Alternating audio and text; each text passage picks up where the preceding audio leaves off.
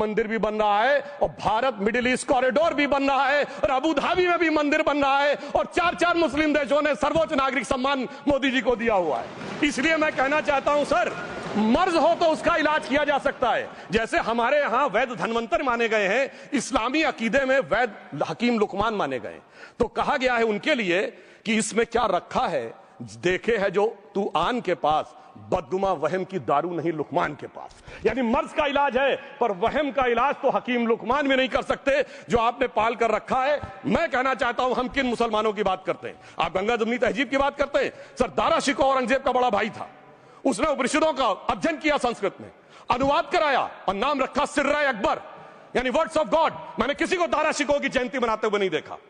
मैं पूछना चाहता हूं, बेगम बीबी ताज, उनके घर पे जाते किसी ने सुना?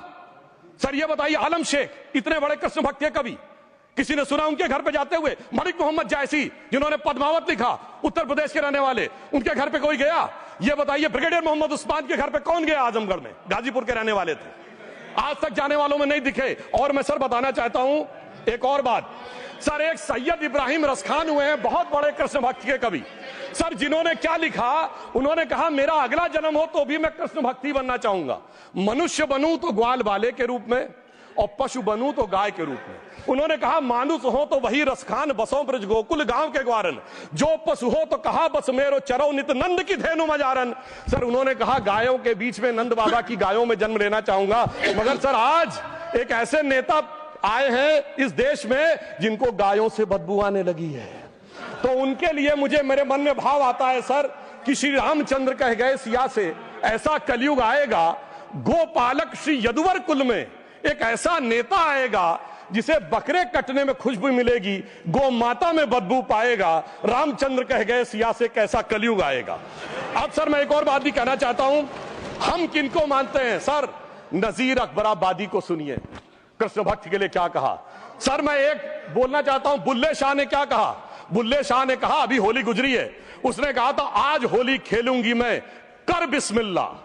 उन्होंने आगे कहा अलस्तु बि रबिकुम, प्रीतम बोले, सब सखियों ने घूंघट खोले, नाम नबी की रतन चढ़ी, सुनिएगा, नाम नबी की रतन चढ़ी और बूंद पड़ी अल्लाह अल्लाह, आज होली खेलूंगी मैं, कर बिस्मिल्लाह। तो मैं भी कहता हूं अब बिस्मिल्लाह करिए और उसके बाद हमारे इस सहयोग करिए, इस सकारात्मक उसका, वरना अल्हम्दुलिल्लाह जो हम मुसलमानों के लिए और देश के लिए करना चाहते हैं उसमें हमें सफलता जरूर मिलेगी।